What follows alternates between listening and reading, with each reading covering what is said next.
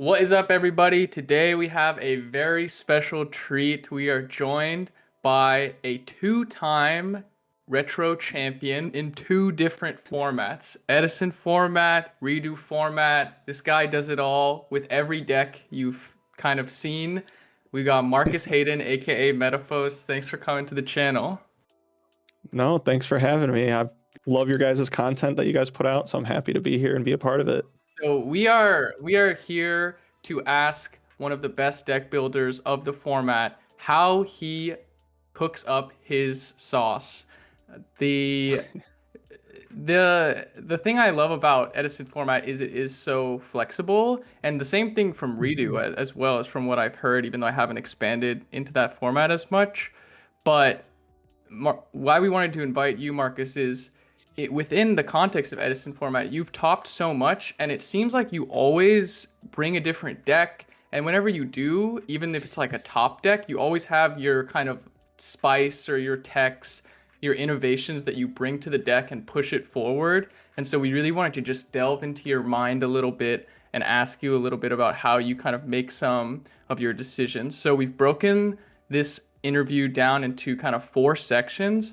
And the first section we have here is talking about main deck foundation. So the math of starters, defensive ratios, tech choices, and combo pairings. So without further ado, let's get into it. We wanted to start with the math of starters. We hear the word starter thrown around a lot. And so we wanted to ask you, what is this? What is a starter? What makes a card a starter?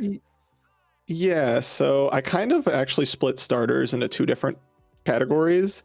You have your single card starters that are cards that kind of enact the goals of your deck or access your engine on their own just by themselves, or at least a part of that goal, if that makes sense. So examples of that, like on the screen, would be like Stratos or Swap Frog, right? They're single cards that do that. They don't need any other events or other cards to help them become a starter. And then there are reactive starters. These are cards like the Shura shown on the screen that require something to occur in order for them to be treated as a starter card, whether that's your opponent having a monster you can run over, or Grepher would be an example. You would need another dark monster in hand, right? So that's how I kind of split up starter cards, I guess.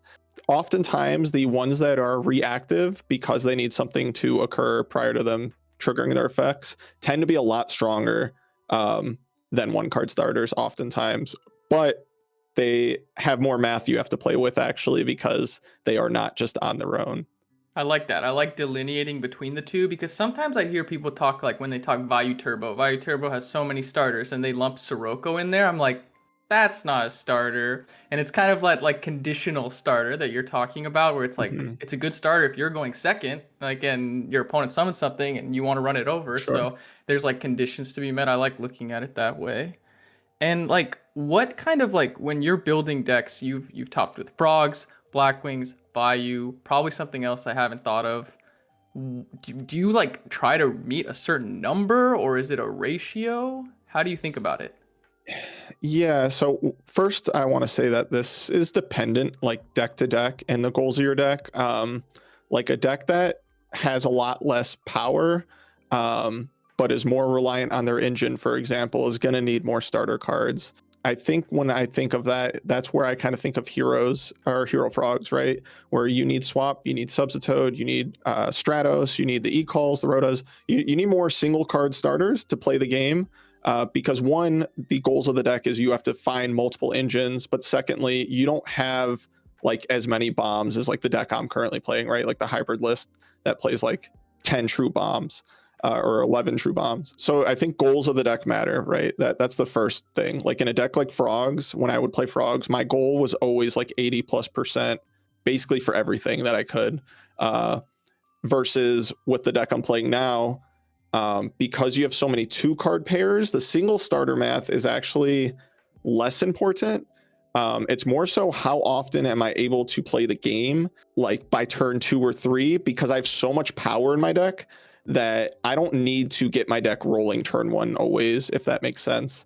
And the trade-off is having so many powerful cards that aren't reliant on like a single starter. So yeah, it's kind of a balance of the deck you're playing itself, while simultaneously avoiding redundancy, because I think that's one of the issues a lot of Hero Frog players run into, is how much, because of the power, like you strictly have to play X amount of power cards, your miracles, your monarchs, right? Then you strictly have to play X amount of engine to see all 3 engines. But the reason I think you don't see a lot of Hero Frog players playing Upstart, for example, and instead opting to play cards like Soul Exchange, Econ, Battle Fader, things like this, the more starters you add, right, is going to have less of a positive effect at a certain threshold. Now, determining what that threshold is probably debatable from person to person, but like you don't want a hand where you have 4 starters because you're creating too much redundancy. You know what I mean? So yeah, that's why it's like it's not as concrete as you always want to hit X number with every deck. It's more so playing a deck, figuring out the math that's important for that specific deck. Sorry, I kind of went on a tangent there. No, I like that. No, I that feel was like all great stuff. yeah, we're kind of like discovering that with Declan and I are trying to resolve Hero Frogs, and I know we've actually had that conversation recently about like the list that I was building. It was like all just like you start off consistently well, just always, but then the drop off that we noticed, where it's like you have a really good start in this build, you know, but we had to trade some of the power cards for it. So we just found like later in the game, as it, you know, went on, it just like your top decks got worse versus like Declan's build is just like gas, you know? So we're trying to like balance out the ratio between starters. And it does feel like, you know, when you add too many, you do have really consistent starts, but then it's like you had said, is it too redundant, you know, when you start adding too many? I still don't know exactly what the number is for Hero Frogs.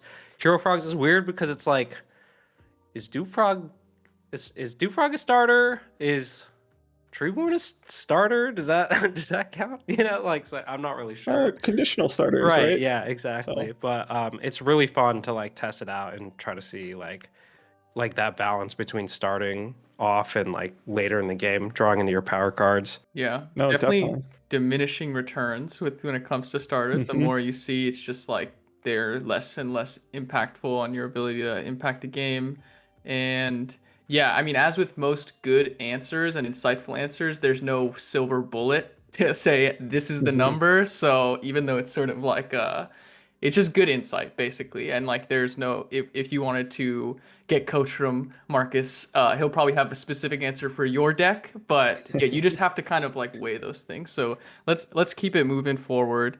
Let's talk about defense. So I think I watched your hybrid Blackwing profile, and you mentioned something like a deck needs to play a certain amount of defense. Like if you're not going to, you might have like the best, very consistent all gas deck, but you know, like even if you get to do what you want to do a lot of the times, your opponent is sitting across from you and they have their own bombs, they have brain control, they have Dark Arm Dragon, and if you don't have ways to defend yourself, you're just going to lose the game. So how do you think about defense? Does this also kind of depend on the deck, or is there kind of a more minimum number of threshold that you kind of have to cross when playing any deck? Yeah, so I used to think of defense kind of as like if you were to look at a graph, right?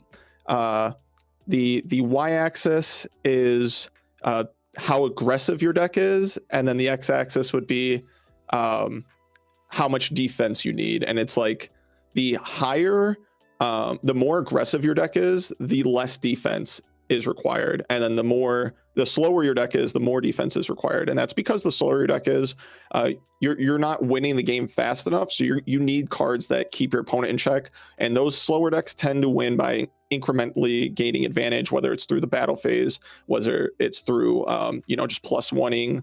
So that kind of makes me think of like standard GB decks or Hero Beat, right, on the slower end. But if you look at like Gigavice or Forgs or Dragon Turbo, right, they're the extreme on the other end, where they need very little defense because they're not expecting the game to last more than 2 turns, and most decks aren't able to put out that kind of damage by turn 2. But where it gets really interesting is like the decks in the middle.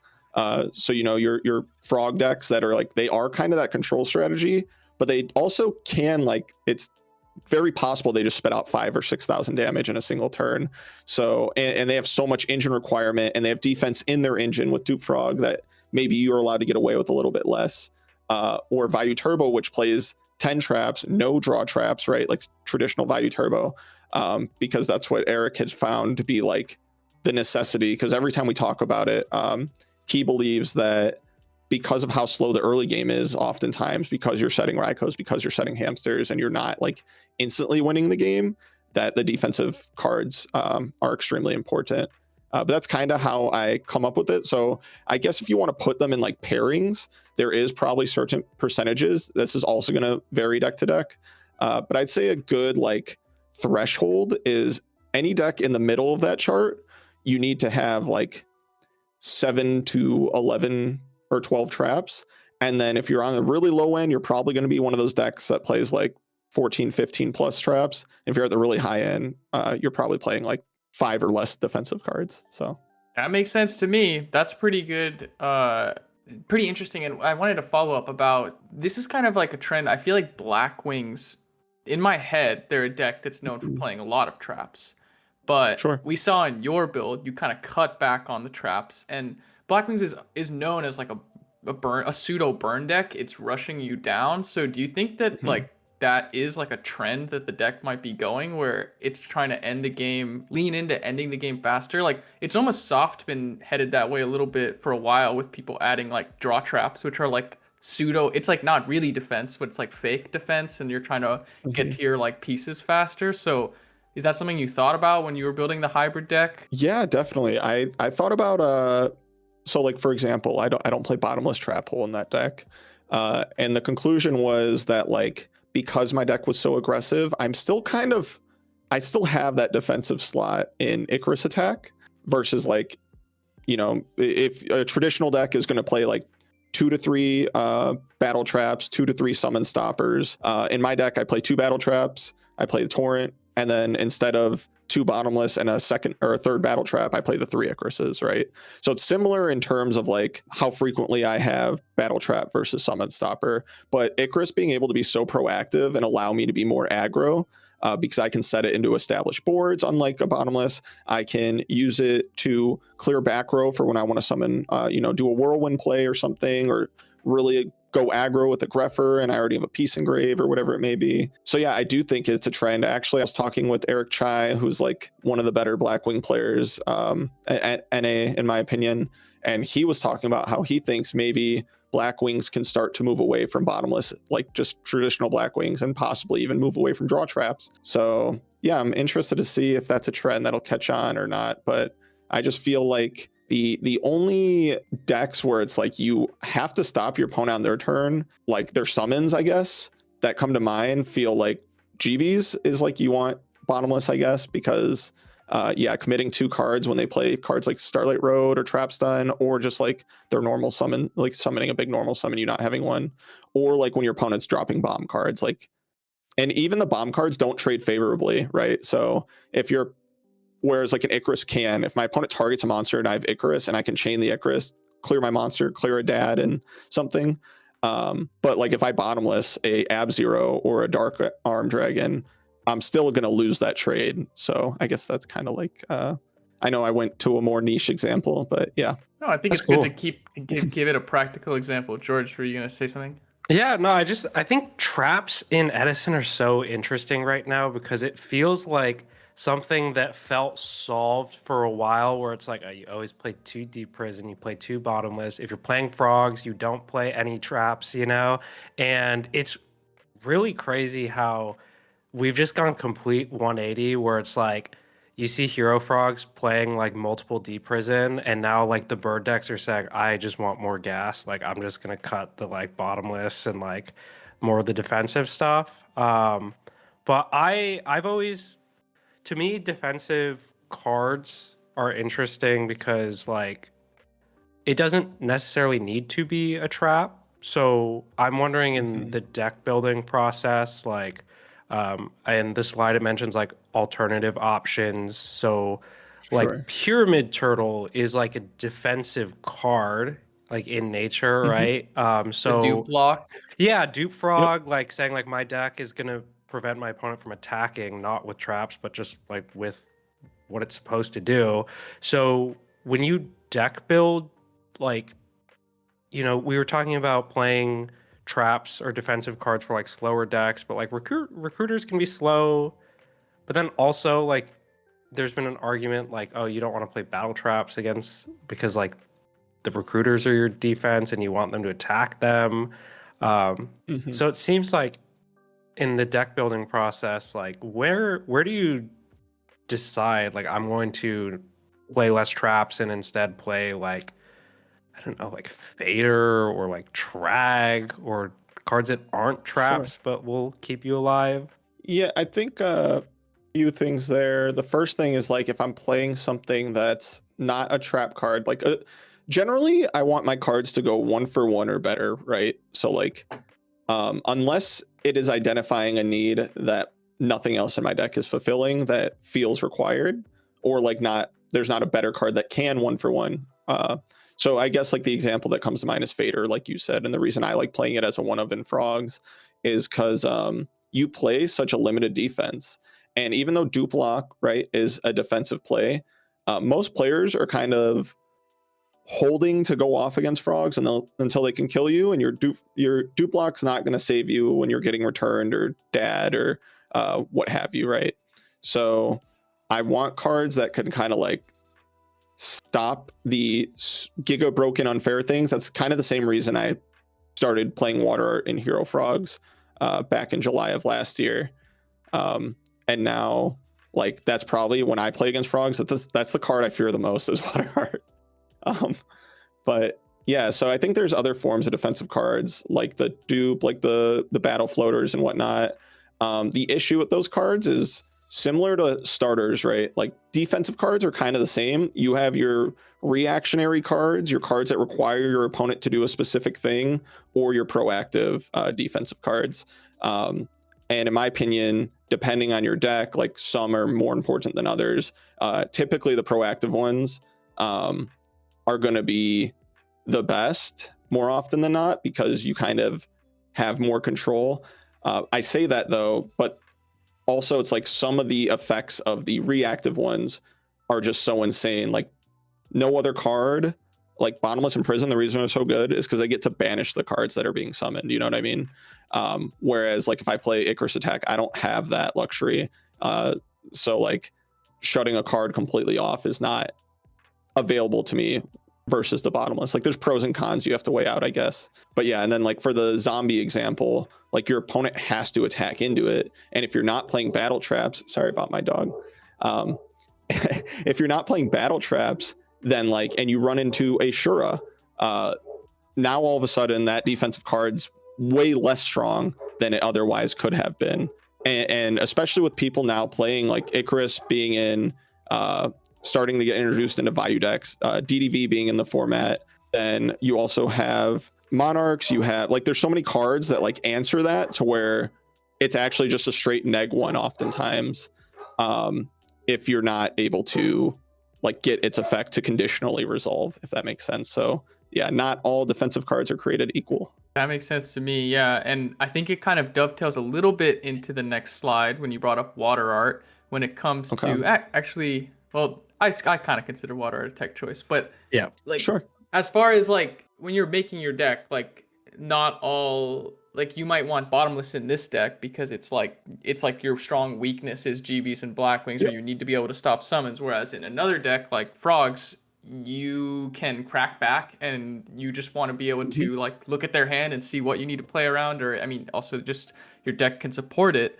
So we like, you know, we have this meta. Every deck has a somewhat standard 40 card list in a meta that's been defined by, you know, 5 years of refinement, but it always seems like you come through with some unique options, whether it was Water Art in your Frog deck, or more recently the hybrid lists. Like hybrid has been explored a little bit and seen varying levels of success, but you know, I think you weren't playing like Blizzard or something like that, right? You didn't play it at all, or yeah, I don't play Blizzard or Bora. Yeah. So like like when it comes to tech choices, like how do you come to the decision of like what you're wanting to tech? Do you think of a tech like, oh, water art's really good, I'm gonna build a frog deck that supports water art? Or do you start with your big deck, the meta deck, and then try to like slim it in the margins and refine it from there and add your flavor? I think there's like two different concepts here. The first one is like, I didn't see, like when I was talking about water art with my friends, I didn't see it so much as a tech choice, but more so like a community oversight. I was like, this card has to be busted. Like every time you resolve Trap Dust Shoot, your odds of winning that game, I think there's literally a War League statistic where if you resolve Dust Shoot turn one, your win rate was like 80 some odd percent. So I was like, all right, how do we, I guess, so in this case, it was more so building a deck around water art or making water art make sense, if that makes sense. I wasn't like, oh, what cards can I cut to play water art? That wasn't the mindset initially. And yeah, because one, I thought it solved a major problem in Frogs, because when I would play that deck, if I played a game against my opponent, I felt like I only ever lost when my opponent was dropping like multiple bombs against me, just because, yeah, the crackback's crazy. It's hard to break through dupe block, and normally the turn they go off in a dupe block is the turn they're trying to like kill you.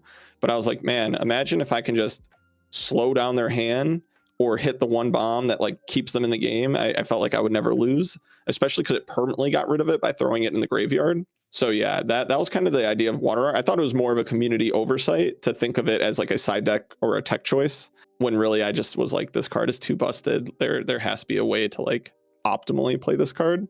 But as for tech choices, I normally base tech choices based on what I expect in the meta. So whether that is an entire deck that is a, tech, or if that's a specific card that I think is currently good. So like cards that I consider like tech choices, like I see on the screen here, would be like Crow, for example. Is like some metas, Crow would be an insane card to even main deck.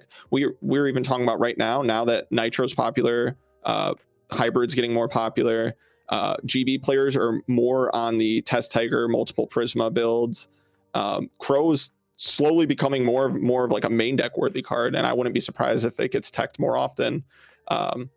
But then like other cards are only good for very specific timing. Like for example, Starlight Road is a card I played in my side deck that a couple weeks ago with the hybrid list, and it's because I was like, one, it's been out of the meta for so long that it's not a card I thought people would respect. Like it's just not true. Like if you look at most of the top players' builds, it's not in their mains and sides at these major events, right?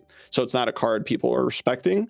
And then two, we're going to see more Icarus, more GBs had gained popularity, so there's chances to sneak that into that matchup, though, Trap Stun still makes it scary. Yeah, I just thought that was an opportunity to where I could take advantage, especially against other good players who are going to be unsuspecting, and kind of have an edge that I otherwise wouldn't have.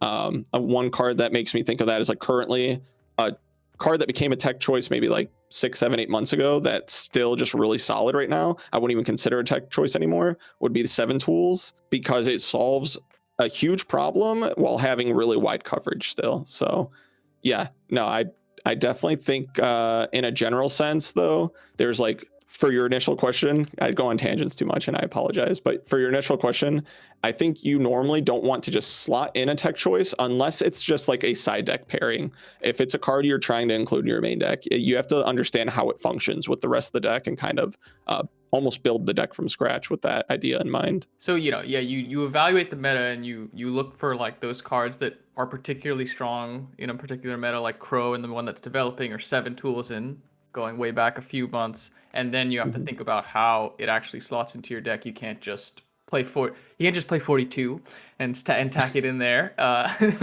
Yeah, I'm not that's another thing I think we'll talk about a little bit later, is I'm not a over 40 believer. Very often there are niche cases, but that's tough.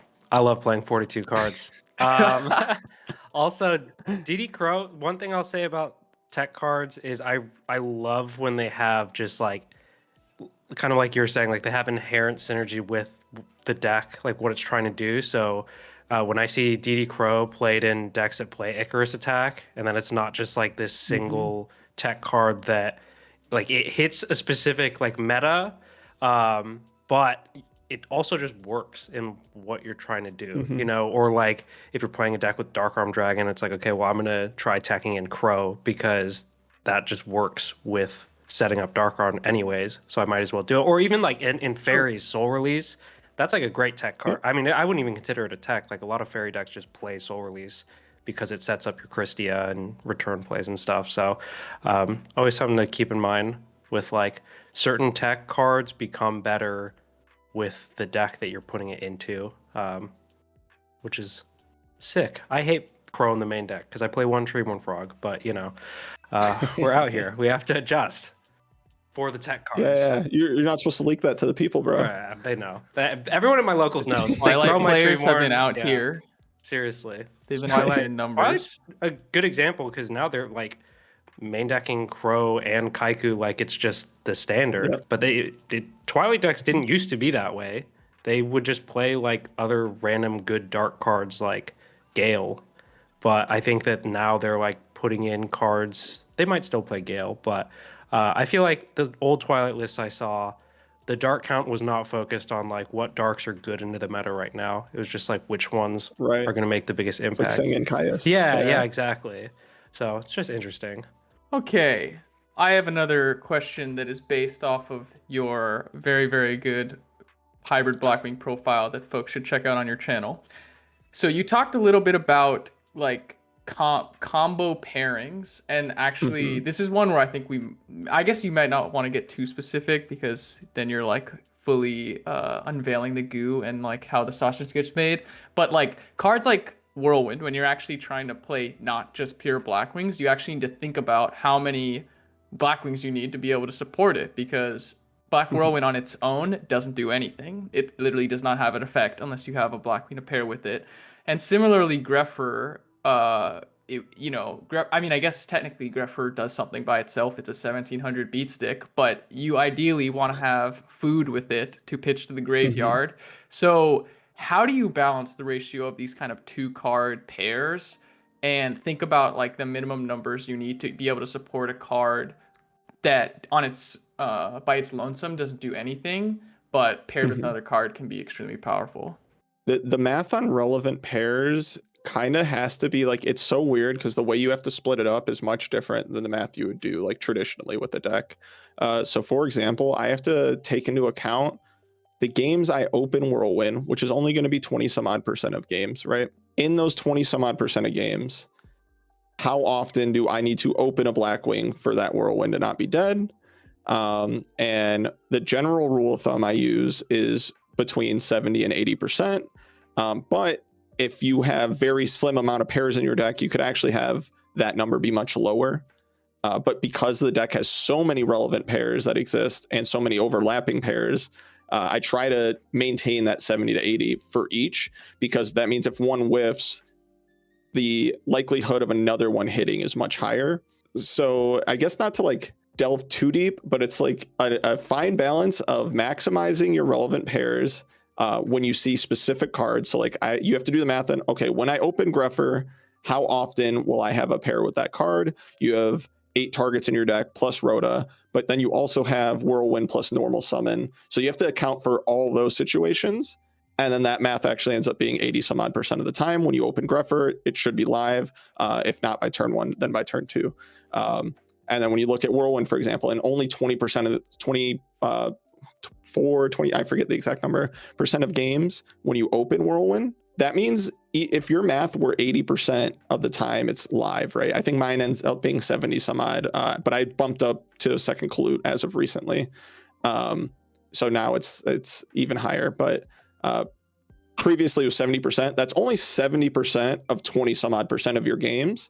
So it ends up only being like roughly 6% of your games you're going to open a dead Whirlwind, right? Which when you look at it that way, not that scary.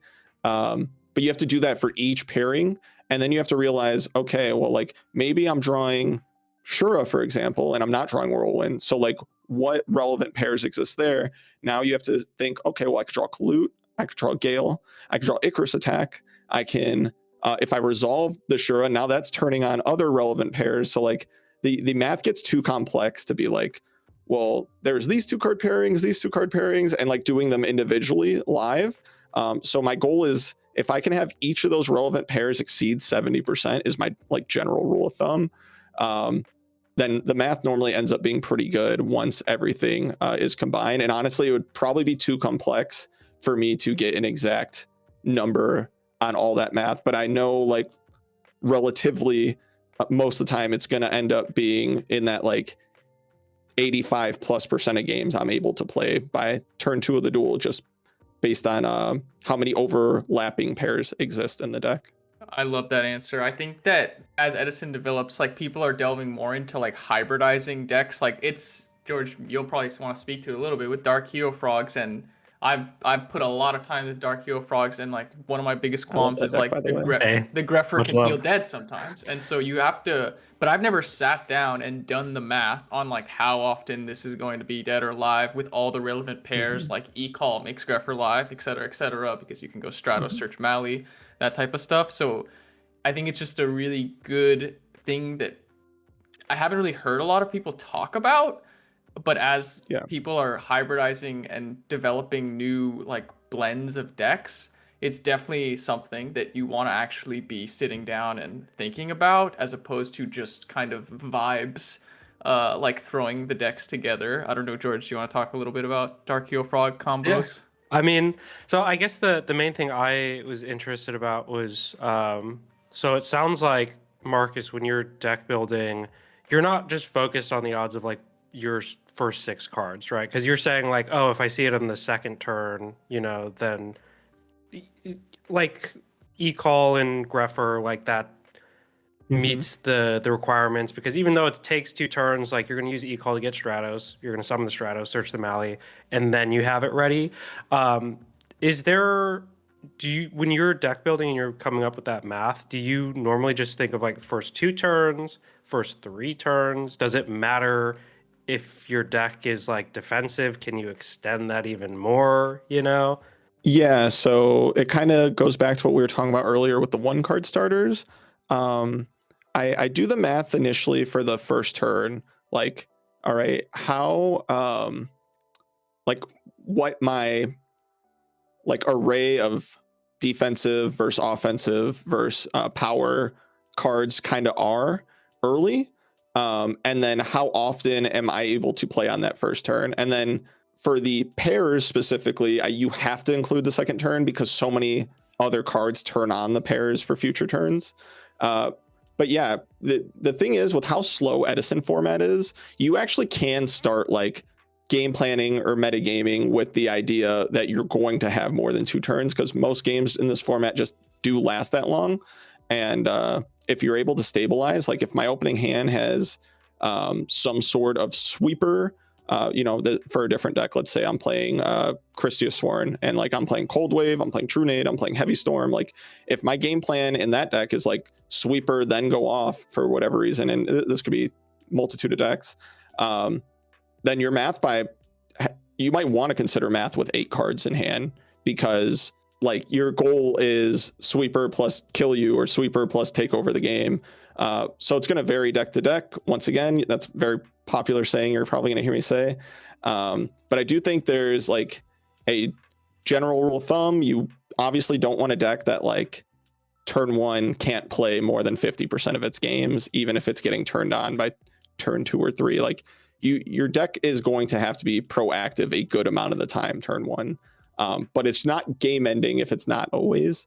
So it's all about a balance of how often or how streamlined you can make a deck to where it is accomplishing the same goals every game, whether that's by turn 1, 2, or 3, while simultaneously reducing redundancy. So you don't have, because obviously you can make a deck that's like going to play the game 95% of the time. We could all play gadgets, right?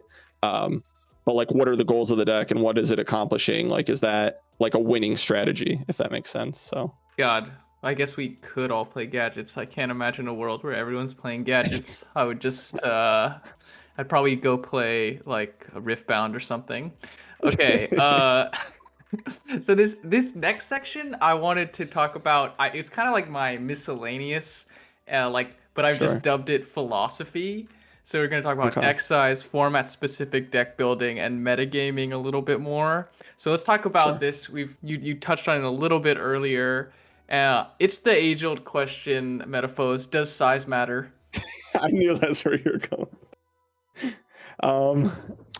Well, yeah. So with Yu-Gi-Oh specifically, I do think more often than not, you should be playing 40 cards. I think if you are playing a deck optimally, there are just certain cards you want to see more frequently than other cards in every single game across most decks, right? Like theoretically, every deck has a different number on the minimum they can play that is best for them. Like if I were playing a deck, like I'm sure there's a threshold and it's probably somewhere in the realm of like 28 to 35 cards or something like that, right? That if I could play a small deck that small and have the correct ratios that I would, because obviously cards like Dark Arm are so game swinging, cards like Substitoad are so like the games you see that card versus not see it, your win rate's like drastically different probably. Even, and by drastic, I mean it can be like a 10% plus difference. So I'm a big believer that you should be playing 40 cards, but I will say the exception to that rule is if your deck plays necessary bricks, but you can still keep the ratios and consistency at a similar amount without sacrificing power. And the only decks that really come to mind for that are like GBs is one of them because they play like Secutor, and a lot of their traps are accomplishing similar goals. A lot of their GB monsters are basically the same monsters, but as they move towards this like Test Tiger heavy Prisma build, I don't think they should be playing the over 40. But like the list previously that would just play like GBs and Iatos and stuff like that, I thought they could get away with that because Iatos becomes a brick eventually, and then Secutor would be a brick. But for most decks, I don't think that's the case. The other exception, because obviously a lot of people have success with 41, 42. It's not like going to auto lose you a tournament oftentimes. It's looking at a course of 100 games, one card in your deck's probably worse than another card, and you might have been one card away from that dad or that Miracle Fusion or that Substitoad or what have you. I do think there's also logic to not playing cards like Upstart Goblin, because then your argument would be like, well, why don't you play 3 Upstart and everything? And the reason for that is because how slow Edison is. If this were current format and Upstart's at 3, they're probably all playing Upstart. But in Edison, the format is so slow that seeing a card a turn faster if your deck isn't capitalizing on it that turn isn't always worth it, because you're just not doing necessary damage or putting them on a necessary clock for it to be beneficial. So unless your deck's like Omega combo gonna kill you, doesn't matter if you gain the 1,000 life points. I don't always think Upstart's correct, but that Upstart's more up for debate event or deck to deck. And then for people who play over 40, I also think that the single benefit to it is, I know people say, well, it makes my side decking easier. And I think because we are all humans and not robots, that there is some truth to that. You might not know the best cards to take out, but you definitely know this 41st card can come out in X matchups, or this 42nd card or what have you. But I think if we all played like, perfect chess computers, we would all be playing 40, if not 37 card decks with Upstarts. So yeah, that's why you don't tend to see me playing over 40, unless the only time I did was playing the Sizzle 41, because he just told me to play it. So You clearly haven't played Malicious enough. I was gonna say, playing Malicious Well, makes me want to play 45 brick, cards. Right? That card is just, yeah. It's actually really interesting that this has become something in like discussion for deck building in Edison, because there's like, in Frog specifically, I know that for example, like discard traps, some builds that play a lot of bricks, like the list that I'm working on right now plays 42 cards and it has 5 discard traps. And you could say like, well, if you cut down on the discard traps, then you can get it down to 40, or if you cut one of the wing blasts, you get it down to 41 or something. But then that obviously has an impact on the ratios for the bricks that you're playing. If you are playing 5 discard traps, you're probably playing a lot of stuff you want to get out of your hand, So I don't know. It's so interesting too, because there's also cards like E-Call, where it's like you play 41 card Hero Frogs, but you play E-Call just because the Stratos is so important that you're just like, I just want to see that card, like, I want to see the percentage of that card specifically go up more, even if it means I'm playing 41 and now everything else is slightly lower, you know? I guess I'm curious on your thoughts for stuff like that. Like when you play like searchers, like Rhoda, E-Call, and then you just say like, or even like Gold Sark. I know 10 foot, he's got his iconic 45 card Hero Frogs with 2 Gold Sark that probably has some pretty interesting math to it, you know? Yeah. Yeah, so I think in later formats this becomes more prevalent, but when a card that's integral to your deck that's a brick exists, I think going over 40 can be correct. So if you deem cards like Mally Edge or Malicious and the discard traps to be integral, then that might be an excuse to play over 40. Because like obviously you don't want to be drawing like numerous like 3 discard traps. So like you wouldn't play like 7 discard traps in your deck, right? You want to play Karma and triple, right? So there is a sweet spot, and that number actually is typically, when you want to see one of a card, is typically 5. You'll have diminishing returns after it. So it makes sense why you would want to play 5 of those if you find it to be an integral piece that you want to open at least one of every game. As for a general sense, I would say that my solution to that is there's probably a version of that deck where you're still playing the extra e-call, you're not playing the bricks because I don't deem them necessary, and then it allows you to cut down on the discard traps, right? So like, it maybe in that deck's case, because you want to play Dark Hero Frogs, maybe it is a necessity, and maybe like, you know, the power of it is so great, but I would rather play something that's comparable in power, maybe even a little less powerful, and lose less games to having too many discard traps or drawing double Mally Edge or whatever it might be, right? So, or I keep saying Edge, but Malicious. Right. So yeah, I think it's hard to say. I don't think in Edison it's almost ever correct though, because there's just not enough good cards. Like Yu-Gi-Oh back then, you're still like kind of playing some cards that aren't crazy, right? Like I think that's part of the reason some people play draw traps is because it does act similar to Upstart, but it allows you to feint the necessary defense that every deck's supposed to have, or you know, like decks of X caliber are need. That was one of the reasons I played it, is I felt like, okay, I wish I could be playing another trap or two, but I need to keep my deck as streamlined as possible. When I set 2 back row, like, can I bait an MST or a heavy to allow my whirlwind to go through? If I, you know, set 1 card next to my whirlwind, can I not be afraid of negging one against a heavy storm? So there's like benefits to that, while also still streamlining your deck, because I want to see certain cards and certain pairs far more frequently than other cards. And I just, yeah, I mean, after I kind of sorted through what I deemed was like necessary in the deck, I got it to 38 cards, and I wanted more defense, but I also didn't want to worsen the math on my deck. And that's why I was like, I either play additional engine cards that can also be defense. That's why I actually included the second Clute in my deck, or trap cards that will allow me to see the trap cards or engine more frequently. Got it. So Blackwing nerds, you're on notice for your 41 card decks with double legacy. Oh, I make fun of them all the time. Chai's one of my homies, and Eric Choi and Harrison, all those guys, they love playing that stuff. And I just tell them, like, you guys know, like, and they agree. I'm like, you guys know, like, this is technically incorrect, and they know it, but they just don't care. That's the beauty of Edison. We can still win. Yeah. Yeah, they're like, it makes siding easier, which, like, yeah, I mean, if it does account for human error, and I'll always give that, but my goal is, like, I'm aiming to play perfectly, so I should try to be the robot, I guess. I don't know. Be the robot. I like it. But speaking of robots, actually, these aren't really robots. They're like, are windups robots? They're like toys. I don't know. Synchron's a robot. I got what you're trying to make there. Okay, yeah. So format-specific deck building. This is my nod to the formats that we have delved into a little bit, but haven't really explored on the channel as much.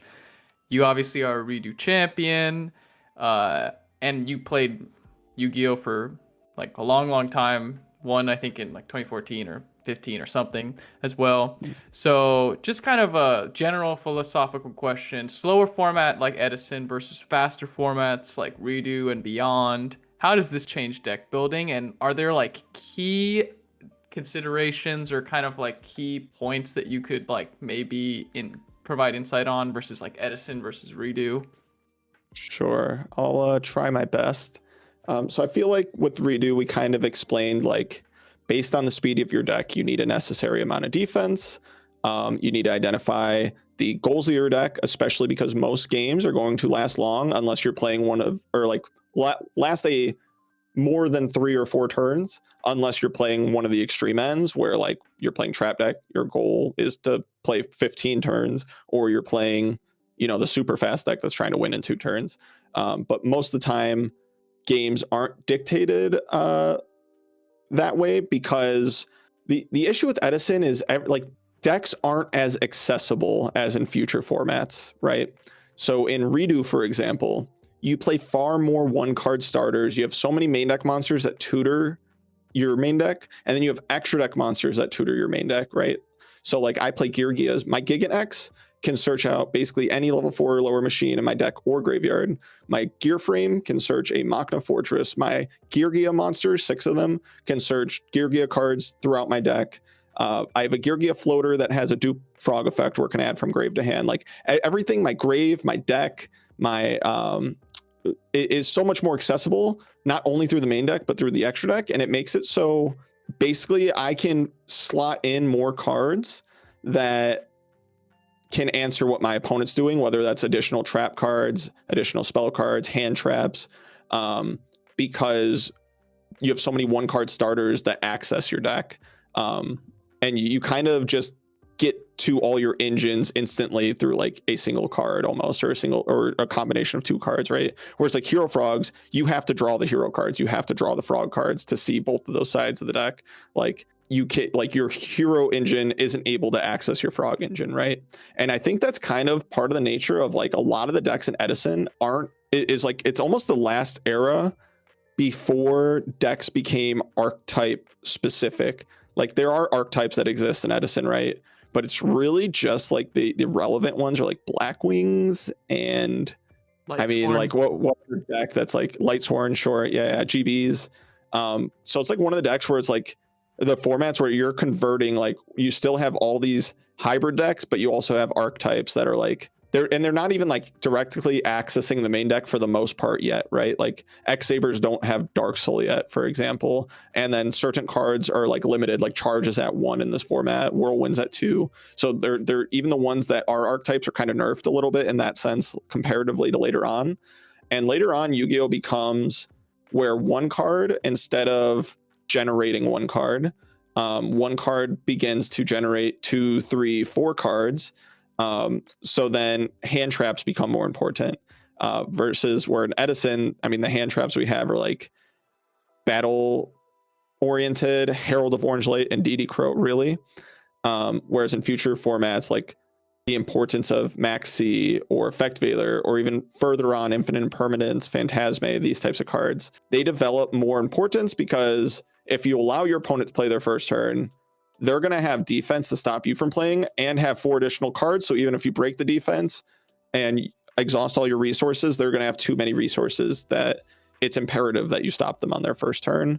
Whereas in Edison, that's just not the case. And in REDU, it's like a half situation. It's almost like you have to answer the board immediately. You're not allowed to, like in Edison, if my opponent normals an Armanite sends something, right? I don't have to answer that immediately. If my opponent sets a Raikou, I don't necessarily have to answer the Raikou that turn. But in REDU format, if my opponent sets a Gear Gia armor, if that armor starts to flip and resolve on their following turn, I'm probably in a really bad spot. If my opponent summons a tour guide, for example, and gets to make an XYZ monster and put a dark in the graveyard, that's going to turn on their engine, and then they have a big monster and a big board presence that if I'm not answering it quickly, I can start taking a lot of damage really fast. I think the only deck in Edison format that like has that like turn one, super scary. If I don't kill this turn, I'm going to lose the game, is Giga Vice, actually. Because that's the deck that, like, if they do their thing they're wanting to do turn one, like, I have to beat it that turn or else I lose. Because even Forgs, like, if they do block you turn one, oftentimes they still have to find Fishborg, which is an unsearchable card, for them to just, like, outright kill you, right? But Giga is like, if they have Lone Fire plus Peace, or even just a Lone Fire, and they put Giga on board and pass their turn, it's imperative that you answer it there and then, or else you're probably going to lose the game.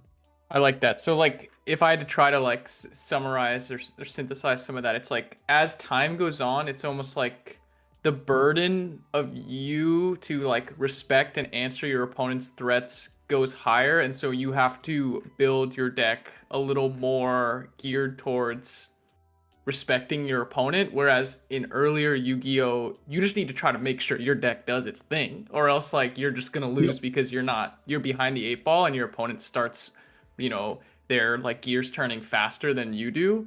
So I think that's what I heard a little bit, at least part of it, and I think that's a good answer. I think that summarizes it all, like, to a T. So good job. Cool. So lastly, I wanted to ask about, in this section anyway, I wanted to ask about metagaming.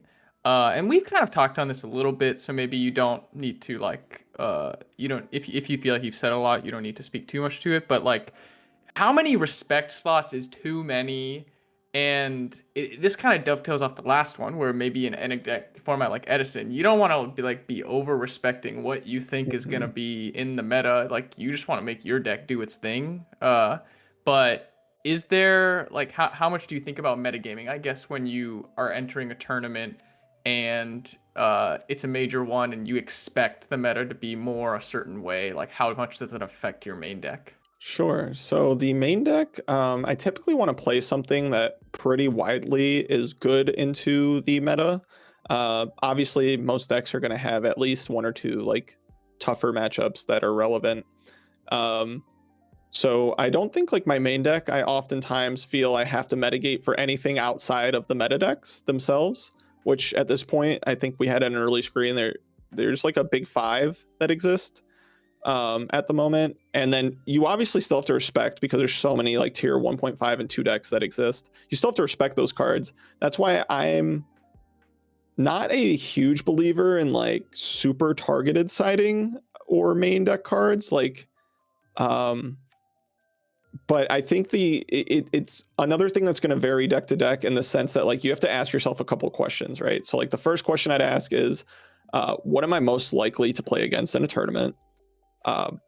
And those are the decks that my main deck I want to be able to cover. And if I have to side versus them, I don't really want to side more than, like, 5 or 6 cards, because, like you said, you don't want to, like, ruin your engine when most engines in Edison format aren't consistent enough.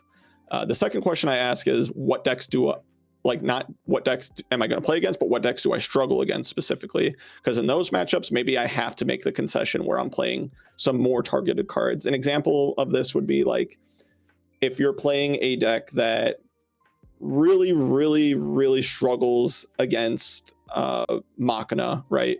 Like, at one point when I used to play Black Wings, I thought Machina was a really hard matchup.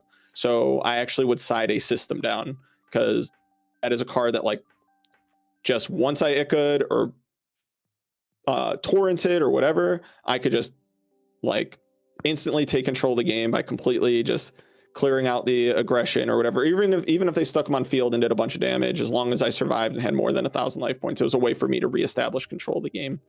But typically I don't do that unless a deck is just really tough for me. And then I guess the last question I ask myself is, how do these cards play into the rest of the meta, even, like, what they're not designed for? So, for example, a lot of people like Royal Oppression against Gladiator Beast, right?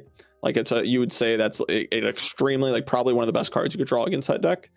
But how does it cover the rest of the meta? So, like, am I siding it in against Vayu? Probably not. Am I siding against Black Wings? Unless they give me a reason to, probably not. Like, okay, I'll side in against Frogs. It covers that matchup. So that's kind of how you have to think of a lot of these cards. Another example is, like, in my most recent deck, Consecrated Light is extremely good versus my deck. Can't hide that fact. So I play Fissure, but I also think Fissure has really good coverage into GBs. I think Fissure has really good coverage into Lightsworn. So it's covering, and then any deck that might side Consecrated against you, it might be a card that you'd want to side in. So you kind of, I guess, what am I most likely to play? What do I struggle against? And then how much coverage does a card have? Does that make sense? Definitely. Yeah, no, I'm a big fan of the catch-all cards. That's how I feel about DD Crow. It feels so hard to take it out of the side deck because you're just gonna run into that random like Norlaris matchup in your tournament, and you just like want to have Crow in those situations, you know, or like I've been Forgs.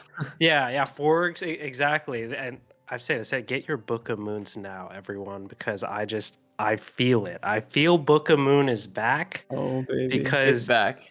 you got the trap stuns, you got the 7 tools. It's naturally really good against GBs and the combo decks that are back up, you know. So, you know, it's fun to think about, but I also like I always feel really bad when I have like a side like I was trying Swallow Flip for the GB matchup, and I was just like, it's only for that matchup, you know. And maybe sometimes that is like if you really struggle against like machines and you just like, I need to have this card, you know, for this one matchup because it's just so devastating, then I feel like it makes sense. But it always hurts to like see one of your 15 slots is like, I'm going to put it into this one matchup only, right? Yeah, Right. definitely. And it's really only okay to do in a deck that's like really relevant in the format. Like if it's going to take up less than like 3% of the room, you just have to accept if you play that deck. And if it's a tough matchup that like you're playing the generic cards that you can, but end of the day, it's going to be an uphill battle. Yep. I think we've already kind of really delved into this slide, which is coverage versus like, I wanted to say silver bullets, but it didn't fit on the slide, so we called it trump cards here. My So bad. we've already really kind of spoken to that. We don't really need to touch on the first question, but I did want to just ask you if you had to do it for every deck for the top 5. We've got frogs, and I think I'm just gonna say hero frogs. So we got hero frogs, Lightsworn, GBs, Blackwings Value Turbo, Standard Value Turbo, Pure Blackwings. What is the single best side card against all of those decks if you had to just pick one? One card to cover all of them or one each? No, one each. Okay. So this can also vary based on the deck you're playing. But I would say for GBs, it's probably Royal Oppression in my opinion. For Lightsworns, this is like dependent on the variant. I guess since we're talking about the best decks, I'll say Twilight. Yeah. So I think that's probably the most successful of all of them. I think, man, it's tough because I want to say Crow because I've caught them a lot of times in some rough spots with Crow. But for some reason, the card that always overperforms against that deck for me is Cyber Dragon. Whoa. Whoa. Yeah, just going second against that deck because that deck's so reliant on like getting going early and its mills. And like if they don't have an Honest, it just feels really strong into like a turn 1 normal summon Lila or something like that.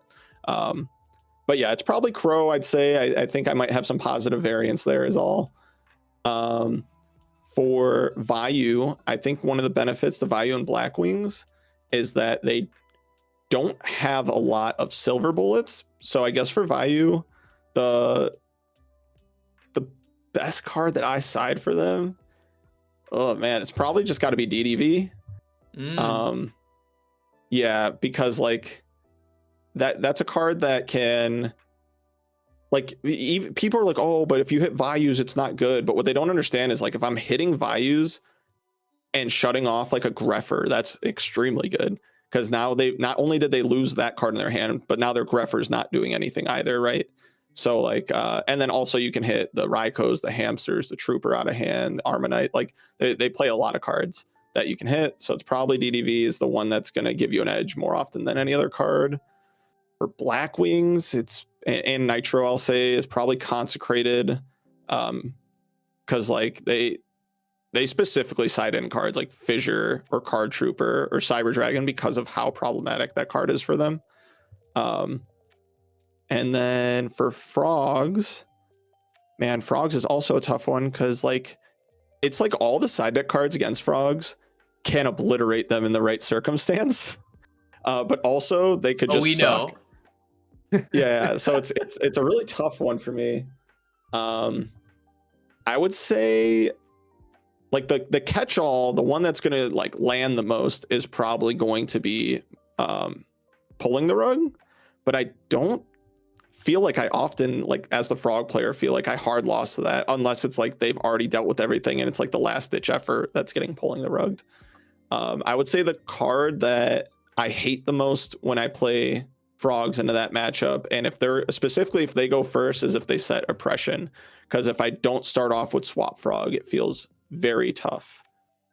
Because if you don't lead with swap to put Treeborn Engrave, and you have to lead with a Prodigy or a Substitute or a 1-for-1, or even if you are playing with the Hero Engine and have to use Miracle Fusion at some point, like that, it like shuts off basically your best cards, because I would consider like Miracle and Substitute like the best cards in that deck. So That's fair. As a good. frog player, there's so many things that pop into my mind with card. I think the one that I hate seeing the most is probably Kaiku, mainly because my specific build, but also when they just like, it's kind of like you said, when like as a frog player, you're prepared to see all of the like same stuff. You're expecting to see like Dyna, Vanities, Kaiku pulling the rug, but when the right one just drops at the right time, like when they Kaiku you and they banish both your Treeborns and then you have dead Miracle Fusions in hand, you're just like, I can't do anything now. The game's over. Because you just can't do anything about it. I know, yeah, that honestly like plays some role. Just the fear of seeing that card. Yeah, it's a little weird because like one, if you establish a dupe lock, then that card's just completely dead for them. Right. Or even a soft lock, right? And then two, it's like you play so many outs in the form of like mirror, torrent, multiple draw traps, any guy on board plus monarch, prodigy plus monarch. Like you have so many ways to play against Kaiku that like, yes, when it connects, it can suck. But I don't feel like I like hard lose the game to it as much. I also often am, when I am susceptible, I'm super terrified and almost always only put one Treeborn Engrave for Kaiku or Soul Release, because like, yeah, if I know my hand needs those cards to work, then I wouldn't send two, even if I risk drawing it, because the math on drawing it's not super high anyways. So, but I agree, when Kaiku connects, it is awful. Right. It's just such a feels bad. Yeah, I just hate DDV because of the how uninteractive it is. Like all the other stuff you can kind of play around, but DDV is like they can just hit you, and then yeah, half the time it's like not even good, and then half the time it just loses you the game. We have a couple more slides here where we're running out of time. I'm gonna skip matchup hedging because I feel like we talked about it a little bit. You talked about like Blackwing playing the kind of like silver bullet in the form of the what was this card, System Down. So I'm gonna skip this to get to our last section, which is I think an important one that I've titled like validation. So once you built your deck, we're working on the deck building, the theory crafting, but once you actually built it, you actually have to, it comes time to test it, and you can do that via empirically, via play testing, or via the numbers and math, like we've talked a bit on already. So mathematics in Yu-Gi-Oh, I guess I specifically want to ask about kind of the second point, where is like, at what point in the deck building process are you breaking out the hypergeometric calculator? For those who don't know, that's like the thing where you stick in like, oh, I have 6 cards in my opening hand and I have this many copies of this type of card. If it fills this role, what are my odds of doing this? Like, how do you typically use it? When do you use it? What are the numbers you want to see? You've kind of talked about 70, 85% a little bit already, but when do you kind of bring it out? Yeah, so I normally come up with a concept of a deck first, and maybe it's like intuition, but I kind of have a good idea just like naturally when I'm building the deck of where I want it, and it's more so I use the math to refine the deck and like optimize it once I've built like a core concept. Because I think more importantly, before you touch the math, is like finding out the cards you want to play, the deck you want to play, and the goals of that deck, and then using math to support those ideologies, right? So yeah, it's definitely not the first thing almost ever. It's almost always a follow-up factor to refine and optimize a deck. So yeah, I don't know. That felt like a short explanation for me, but that's really all it is. No, I think it's good. We've touched on it a little bit already in the earlier sections, so I think it's a good, it's a good succinct Yeah. answer. And then the very last thing is play testing your deck.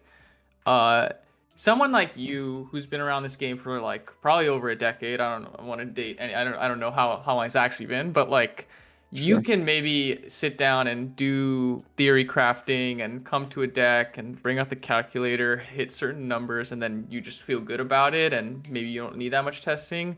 But for like maybe a newer player or someone who's learning the game, like what would you recommend is like a good amount of like time to test a deck before you maybe can feel good about it?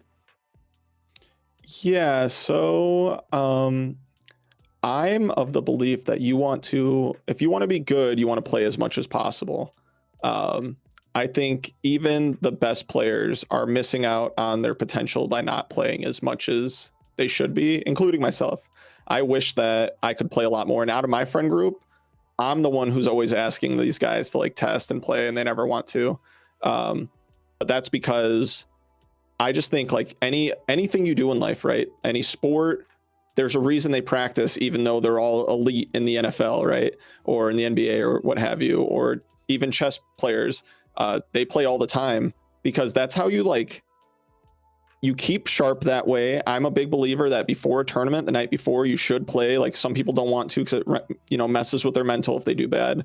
But I think that's how it's just prepping yourself, preparing yourself, and that's how you get better at a deck and understand a deck better and build confidence in a deck and build confidence in yourself and see more situations so you know when X situation comes up how to play it out. So I do think that playing a lot in general is just a good answer. And that number is going to differ person to person. Like I might catch on to something a little bit faster than someone else might. But still, I think technical play is one of those things that like, even if your gains become less and less, the more you test, right? You're still gaining, which is like one of the few true edges you can have over your opponent is how well you play the game itself. So yeah, I think you should play as much as you can. It's one of the reasons I got out of current format is I couldn't dedicate the necessary time to be a top competitor. Luckily with these retro formats, the format doesn't change. So like I said, like as I got better and better, there's like less to gain, but I still want to play because even if it's like 0.01% better, that's still more than I was previously. So I guess there is that. And then I also think that when you test, you need to have more intent in your testing, if that makes sense. Don't just blindly play games. I think you want to keep track of like, okay, if I was between these two cards, how often is this card coming up more than X card? Would this card win me the game here versus X card if you're between two? Or if you're wanting to test a cool tech card or side deck card, don't just hope to draw it 1 in 10 games that you're playing with your buddy when you're testing. Just test it with intent. Start with it in your opening hand, right? Play 5 games that way when you open it. Start another game where you put it 2 or 3 cards down into your deck. Start the game, you can randomize the rest. See what happens when you're, drawing into it. Because that's how you really understand how good a card is. It's not going to be unless you play like hundreds or thousands of games where you're just going to eventually see it X amount of times. It's hard to get the reps in of really noticing how strong or how good a specific card is. Dude, great answers. Honestly, like I feel like that's just like a great place to end it at. Like if you're not gaining, you're going to be at least maintaining when it comes to testing, or if not just marginally improving. And then testing with intent, like it's something that I feel like people like, it makes sense, but like sitting down and actually doing it requires so much like intentionality, for lack of a better word. Yep. Like you need to actually just like buckle up and do it, but it's really good for your testing. So I love that answer. George, do you have anything you wanted to add? I love the idea of like putting a card in like a couple cards deep into your deck and like drawing into it, because I think that was when I'm testing, I would do a lot of like mental, like how would my hand be if I had this card, you know, because like you said, if you're testing out 1 or 2 tech cards, you're just not going to see it that many games, you know? So I would always just do like a mental thing, but it just seems like, you know, I'm just going to say intentional because it's just the only thing that I can think of. But it just seems like seeing it at a specific time, like I'm going to see this card in like 2 or 3 turns, just like that's more real, you know, and you can actually like make better assumptions on that, you know. So I think that's a great idea. I've never really thought of doing that before, but it makes sense. Yeah, I find it really useful for when you're playing a card that, like, when you're not planning to see that card, right? Like mathematically speaking, Kaiku is an example, right? Like if you tech Kaiku as a 1-of in your Twilight deck, how often is it that it's a good draw off the top of the deck? Is it helping your game plan, or is your deck clearing the board enough to where, like, oh, I Raikode them on their turn, so now this Kaiku gets to go in directly and really threaten something when it's off the top, versus when you have it in your hand and you're playing in a way to where you're trying to plan for it to come out. So yeah, no, it's definitely important to do both ways, where you are opening it, but then also drawing into it. I think that is a great place to end it. I don't want to take up any more of your time because we've been yapping for a while, but I really, really appreciate all the insights gained here. I think that, like, for anyone who's trying to become a better player and wants to kind of take a deeper dive into deck building and testing, there was amazing insights in here, and I think that I've learned a lot, and we'll take some of what you said to the drawing board as we're trying to. I love to cook, but sometimes it's just kind of like vibes, and like I think like the kind of like way you come at it, there's so much thought behind it and so much experience that I'm like going to definitely glean a lot from that. So I really, really appreciate the time that you took to help us film this video, and I think people are going to really enjoy it. Do you want to say anything? Any shout outs? Yeah, of course. Shout outs to RRC Retro Reborn Circuit. They sponsor me going to their next event here in May. It's going to be in Detroit. I believe they're doing hat format, Edison format, and goat format for all the retro enjoyers. Shout outs to my channel. I'm Metafoes. That's METAFOES. If you guys want to check me out on YouTube, I kind of talk about some of this stuff here and there, but also just Edison and retro content in general.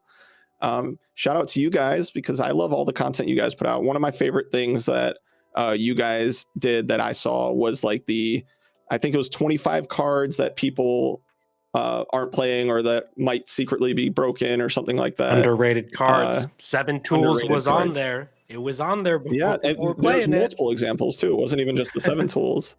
But that's what I mean. Like, that's kind of like those types of videos are a type of videos that inspire me. Like, okay, if I see a broken card, like, how are we going to make this work? So that might have been one of the inspirations for water art, for example. Like, I'm sure it was a culmination of things, but yeah, I like the content you guys put out. So, and also you guys hosted an awesome big tournament. I enjoyed watching that stream. So good stuff. Good stuff. Thank you for having me on. You guys are freaking awesome. Much love, man. Shout out Marcus. We're gonna have the channel probably in the title and the description. We'll put in the comments too. We'll send it around. But that's gonna be it. Declan, unless you have anything else, appreciate the time, everyone, and we will see you all in the next video. Boom.